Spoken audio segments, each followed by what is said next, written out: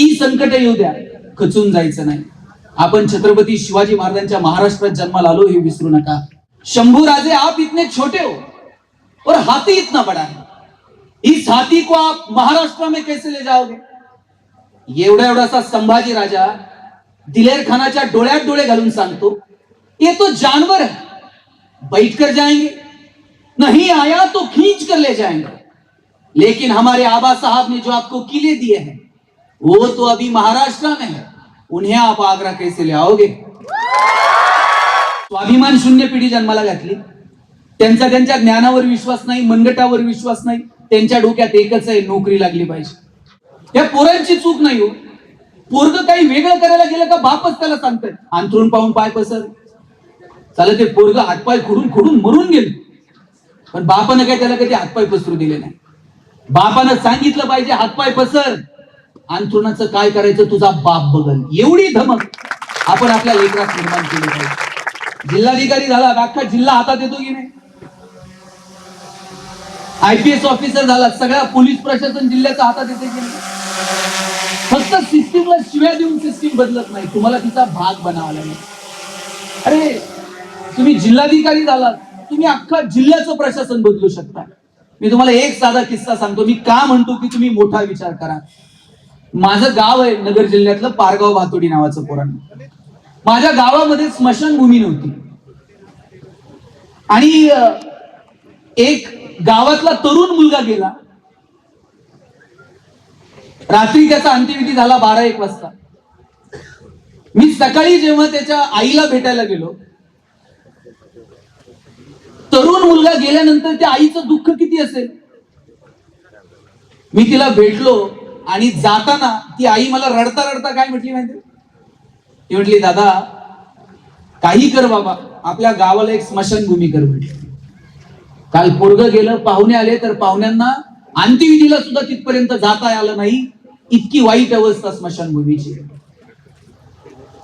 मी त्या दिवशी माझ्या गावातले जे ग्रामविकास अधिकारी आहेत त्यांना बोलवलं आणि म्हटलं आपल्या गावाला स्मशानभूमी नाही, काय करता येईल? ते म्हणले ते फार अवघड काम आहे, त्याला जागा लागती म्हणले, आणि आपल्याकडे जागा नाही. म्हटलं जागा कोण देतं? ते म्हणले कलेक्टर जागा देऊ शकतात. म्हटलं मग आपण कलेक्टर साहेबांकडे जाऊ. ते म्हणले अहो ती फाईल थेट कलेक्टर साहेबांकडे जातील, त्याला 2-3 वर्ष लागतील. मी म्हटलं कलेक्टर कुठं बसतात? नगरलाच बसतात. आपण जाऊ की? पोरांनो, अधिकार काय असतात? मी माझ्या ग्रामसेवकाला घेऊन कलेक्टर साहेबांकडे गेलो. राजेंद्र भोसले आमच्याकडे कलेक्टर होते आणि मी त्यांना जेन्युइनली सांगितलं माझ्या गावाला स्मशानभूमी नाही, मला जागा पाहिजे. माझं पत्र बघितलं, मला विचारलं गावात गायरा नाही का? म्हटलं हो आहे. पत्रावरती एंडोर्समेंट मारली आणि मला सांगितलं RDC ला जाऊन भेटा. मी RDC ला जाऊन भेटलो, तिथून प्रांतांकडे गेलो, तिथून तहसीलदार साहेबांकडे गेलो आणि 5 वर्षापासून जो प्रश्न गावात पेंडिंग होता की स्मशानभूमी नाही, 1 महिन्यात माझ्या गावाला स्मशानभूमीला जागा मिळाली आणि एक चांगली स्मशानभूमी आता काल परवा मी गावामध्ये होती. जिल्हाधिकाऱ्यांनी ठरवलं तर काय होऊ शकतं हे मला आता कलेक्टर साहेब आल्यानंतर मला आठवलं. मला सांगायचं काय पोरांनो, तुम्ही सिस्टीमचा भाग बना, मोठी स्वप्न बघा.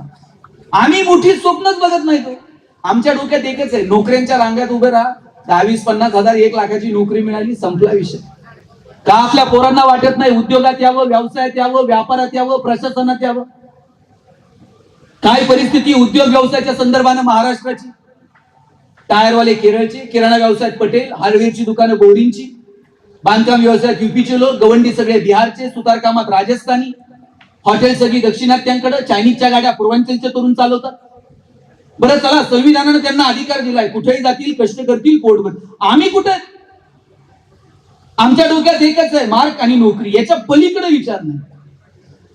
आमच्याकडे पोरांनो एक बाग आहे आणि त्या बागेमध्ये 1 क्लर्कची जागा आहे. एका क्लर्कच्या जागेसाठी 1000 पोरांनी ऍप्लिकेशन केलं. आता जागा 1 आहे म्हटल्यानंतर किती जणांना नोकरी मिळेल? एकालाच मिळणार आहे. परवा साहेब औरंगाबाद मध्ये 39 पोलीस शिपाई पदाच्या जागा आहेत. त्याच्यासाठी 3 डॉक्टर, 37 अभियंते, इंजिनियर, 11 MBA अशा पोरांनी तिथे पोलीस शिपाई पदासाठी अर्ज केला. आम्ही कुठे घेऊन चाललोय आमच्या एज्युकेशन? बागेतल्या क्लर्कच्या जागेसाठी 1000 पोरांनी ऍप्लिकेशन केलं. एका पोराचं सिलेक्शन झालं, त्याला अपॉइंटमेंट लेटर साईन करून मिळणार. त्याच वेळेला बागेतला शिपाई पळत आला आणि म्हणला काही करा पण याला नोकरी देऊ नका. म्हटले काय झालं? म्हणले बागेतलं जे गोरीला माकड होतं ते गोरीला आता मेलंय. म्हटलं आता गोरीलाच बागेत नाही तर लोक कशी येतील? लोक आली नाही तर याचा पगार करायचा कशातनं? काही करा पण गोरीला येईपर्यंत याला नोकरी देऊ नका. म्हटलं स्वाभिमान शून्य पिढी जन्माला घातली. त्यांचा त्यांच्या ज्ञानावर विश्वास नाही, मनगटावर विश्वास नाही. त्यांच्या डोक्यात एकच आहे, नोकरी लागली पाहिजे. त्या पोरानं बागेतल्या मॅनेजरचे पाय पकडले आणि म्हटला साहेब पडल ते काम करेल पण नोकरी द्या. बागेतला मॅनेजर म्हणला पाय सोड, तुला नोकरी क्लर्कची देतो, तुला फॅसिलिटीज क्लर्कच्या देतो, पण जोपर्यंत बागेत गोरीला येत नाही तोपर्यंत तुला काम मात्र गोरीलाच करावं लागेल. म्हटलं हा म्हणला पगार आहे ना, पॅकेज आहे ना, आणि मग गोरीला तो गोरीला. ते रोज गोरीलाचे कपडे घालायचे आणि पिंजऱ्यात जाऊन उभं राहायचं. लोक यायची, शेंगा बिंगा खायला घालायची. म्हणला मजा, पगार पण चालू आहे, डेली अलाउन्स पण सुरू आहे. म्हटलं एक दिवशी कॉलेजच्या पोरापुरींची ट्रिप आली आणि कॉलेजच्या पोरापुरींकडे बघून हे जोर जोरात उड्या मारायला लागले आणि उड्या मारता मारता चुकून वाघाच्या पिंजऱ्यात जाऊन पडले. आता वाघाच्या पिंजऱ्यात पडल्यावर म्हणला नोकरी गेली तरी चालती, जीव वाचला पाहिजे. जीव वाचावा म्हणून हे जोर जोरात ओरडायला लागलं. याच्या आवाजानं झोपलेला वाघ जागा झाला, चवताळून याच्या अंगावर धावून आला आणि हातावर हात ठेवून म्हणला ओरडू नको नाही तर दोघांची नोकरी द्या. नंतर कळलं गोरिलाच्या भूमिकेत डिप्लोमा झालेलं होतं आणि वाघाच्या भूमिकेत डिग्री झालेलं. जे शिक्षण तुम्हाला स्वाभिमान देऊ शकत नाही, जे शिक्षण तुम्हाला आत्मविश्वास देऊ शकत नाही, तुम्ही त्याला शिक्षण म्हणणार आहात का? काय करायचं ते पोरांनो आत्ताच ठरवून घ्या. मुला मुलींना माझं सगळ्यांना सांगणे, मी जास्त वेळ तुमचा घेत नाही, शेवटचे 5 मिनिट घेतो. पण तुम्ही मोठी स्वप्न बघा. आणि खरं तर अशा फंक्शनला आहे ना पोरांच्या आई वडिलांना पण बोलवलं पाहिजे. सर या पोरांची चूक नाही हो. पोरग काही वेगळं करायला गेलं का बापच त्याला सांगतोय अंथरून पाहून पाय पसर. चालेल ते पोरग हातपाय खुडून खुडून मरून गेले पण बापानं काय त्याला कधी हातपाय पसरू दिले नाही. बापानं सांगितलं पाहिजे हातपाय पसर, अंथरुणाचं काय करायचं तुझा बाप बघल. एवढी धमक आपण आपल्या लेकरात निर्माण केली पाहिजे. हे संकट बिंकट येत राहतात, चल संकटाच्या समोर छाती काढून उभं राहू हे सांगणारा बाप, हे सांगणारी आई पोरापोरींकडे पाहिजे. आई बापाचं तुमच्यावर प्रचंड प्रेम आहे पोरांनो. त्यांनी तुमच्याकडनं फार अपेक्षा ठेवलेल्या आहे. बापाला वाटतं आत्ता पोरग सुटेल, आत्ता हाताखाली येईल, आत्ता मला मदत करेल. तुमची फी भरता यावी याच्यासाठी बाप एक एक रुपया बाजूला ठेवतो. पोरींनो तुमच्या बापाचं तर तुमच्यावर एवढं प्रेम आहे, स्वतः फाटलेली चप्पल घालेल पण तुम्हाला मात्र कॉलेजला जायला चांगले कपडे, चांगले शूज घेऊन देतो बाप. स्वतः सायकलवर कामाला जाईल पण कॉलेजला यायला पुरीला गाडी घेऊन देईल, बसचा पास काढून देईल. पोरापेक्षा सुद्धा बापाचं थोडं जास्त प्रेम पुरीवर असतं आणि पुरीचं सुद्धा काकणभर जास्त प्रेम तिच्या बापावर असतं. आई जर पुरीला रागवली तर पुरीला फार काय वाटत नाही, ती म्हणते आई काय रोजच रागवत असते. वडील जर थोडा आवाज वाढवला ना, वडील जर कधी म्हणले ना दीदी, दीदीला दिवसभर करमत नाही, दिवसभर आईच्या मागे पळत असते. आज बाबा मला रागवले, आज बाबा जरा ओरडले. तुमच्या आईची तुमच्या बापाची काय अपेक्षा आहे तुमच्याकडनं? पोरांनो तुमच्याकडनं इतकीच अपेक्षा आहे की तुम्ही नाव कमवावं, तुम्ही मोठं व्हावं, तुमचा रुबाब तुमच्या आई बापानं बघावा. कलेक्टर साहेबांचे आई वडील जर कधी ऑफिसला आले आणि तो रुबाब बिबाब जर बघितला, काय त्या वडिलांना आणि आईला अभिमान असेल. उद्या जर तुम्ही कलेक्टर झाला तर असं लाल दिव्याच्या गाडीत आहे, दार उघडायला पण शिपाई हो. आम्ही सगळेजण स्वागताला उभे राहू, अरे वा मॅडम तुम्ही आमच्या कॉलेजला होतात, आता तुम्ही जिल्हाधिकारी आहात. ह्या आनंदासाठी काय करायचंय तुम्हाला? इकडचा डोंगर उचलून तिकडे ठेवायचा? आयुष्यातली पुढची जी 5-10 वर्ष आहेत ती थोडीशी गांभीर्यानं तुम्ही त्याच्याकडे बघा. आणि पोरांनो तुम्ही तर सिरियस व्हा, नाहीतर इतकं वाईट अवस्था आहे. आज प्रत्येक आई वडिलांसमोर पोराच्या लग्नाचं टेन्शन. लग्नच जमत नाहीये, प्रत्येक गावात 5-50 पोरं आहेत. आमच्याकडे एकाचं लग्न जमना, त्याच्या मित्रानं सांगितलं पगार जरा वाढवून सांगायचा, म्हटला मग लग्न जमते. त्या मुलीच्या वडिलांनी विचारलं किती पगार आहे? हा म्हणला 1.5 लाख. मुलीचे वडील म्हणले तुझ्याकडे बघून तर वाटत नाही 1.5 लाख असेल. नाही म्हणला तसा फिक्स 1.5 लाख आहे, कटिंग करून 8,000 हातात येतो. तुम्ही किती दिवस स्वतःला फसवणार आहात. पुरी हुशार आहे तो. आज तुम्ही बघा प्रत्येक क्षेत्रात मुली मुलांच्या पुढे आहेत. आणि काहीच दिवसात अशी वेळ येत असते. आता मुलगा मुलगी बघायला जातो, अजून 5 वर्षात बघा तुम्ही अशा कधीतरी एकत्र याल, एकमेकीला फोन कराल, चल रे जरा पुण्याला जाऊन येऊ. मैत्रीण विचारेल पुण्यात काय, ते मुलाचे वडील महिना झाले फोन करतायत, मुलगा बघून जा, मुलगा बघून जा. त्या 5-6 जणी अशी गाडी घेऊन मुलगा बघायला निघणार. आपला भाऊ कुठेतरी दारात रांगोळी काढत असणार, आपण आरशाच्या पुढे बिन करून उभं राहायचं. त्या येणार असं पायावर पाय टाकून बसणार, आपण चहान पोहे घेऊन जायचे. या असं डोळ्यात डोळे घालून विचारणार का रे स्वयंपाक जमतो का. पुरींनी होकार दिला तर लग्न होती. म्हणून तुम्ही ना ते पिल्लू सोनू त्या भूल थापांना बळीच पडू नका.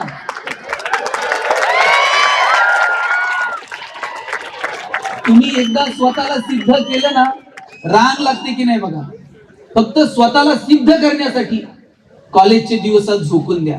आमच्या कॉलेजचं माजी विद्यार्थ्यांचा मेळा होता पोरांना. आमच्या वर्गात एक पोरग होतं, कधी कुणाशी बोलायचं नाही, पण आता ते डॉक्टर झाले. शाळेत असताना कॉलेजला असताना कुणीच त्याला भाव दिला नाही, पण आता मस्त हॉस्पिटल टाकलंय. आम्ही सगळे माजी विद्यार्थी कॉलेजला जमलो, शाळेत जमलो एकत्र, आणि म्हटलं सुरू करा कार्यक्रम. ते म्हणायचे नाही, ते डॉक्टर साहेब आल्याशिवाय कार्यक्रम सुरू होणार नाही म्हटलं. आम्ही 1 तास डॉक्टर साहेबाची वाट बघत होतो. डॉक्टर साहेब गाडीतनं उतरले, तर आले, दीप प्रज्वलन केलं.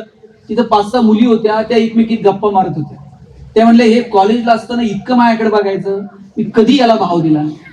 परवा आजारी पडले तेव्हा त्याच्याकडे गेले तर त्यानं मला बघायचे 1000 रुपये घेतले. तुम्हाला सांगायचं इतकं की स्वतःला सिद्ध करा. सगळं काही तुमच्या नजरेसमोर आहे. जाताना इतकंच सांगतो, ज्या ज्या पोरांची आर्थिक परिस्थिती बेताची आहे, शेवटचे 2 मिनिट तुमचे घेतो. अजिबात रडायचं नाही. कितीही संकट येऊ द्या, खचून जायचं नाही. आपण छत्रपती शिवाजी महाराजांच्या महाराष्ट्रात जन्माला आलो हे विसरू नका. मिर्झा राजे सोबत तह झाला आणि त्या तहामध्ये एक किल्ला मिर्झा राजेला परत द्यावा लागला. 23 किल्ले मिर्झा राजेंना परत दिले. आणि नुसते किल्ले दिले नाही, एवढ्याशा संभाजी राजांना सोबत घेऊन औरंगजेबाला भेटायला जावं लागलं. मग मधला जो प्रवास आहे, त्या प्रवासात शिवाजी राजांचं आणि संभाजी राजांचं काही तर बोलणं झालं असेल की नाही पोरांनो. काय बोलले असतील शिवाजी राजे संभाजी राजांना. स्विस बँकेत आपलं अकाउंट आहे, पुण्यात आपले 2 फ्लॅट आहेत. काय बोलले काय असतील.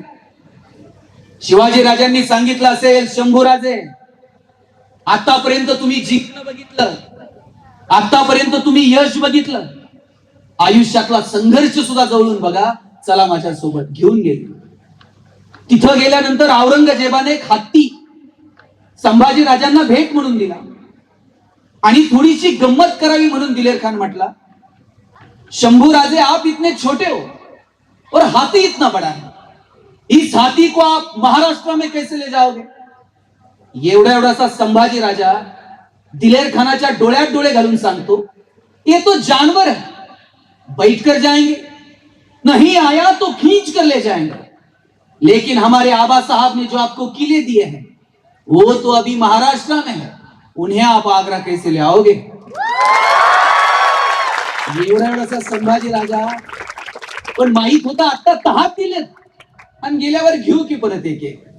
अरे दत्ताजी शिंदे असे रक्ताच्या थारोळ्यात कोसळले होते आणि मानेवरती तलवार ठेवून विचारलं कुतुबशहानं, क्यों पाटील और लढोगे.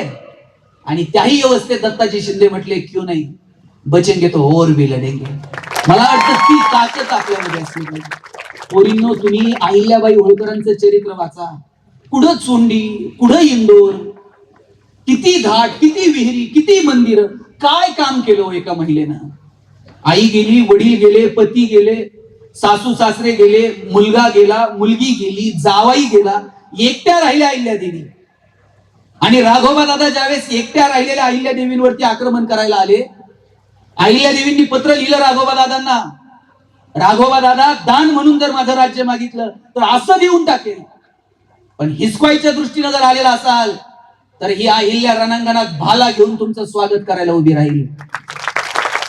आणि एकटी नाही, 2000 महिलांची फौज घेऊन मी तुमची वाट बघते.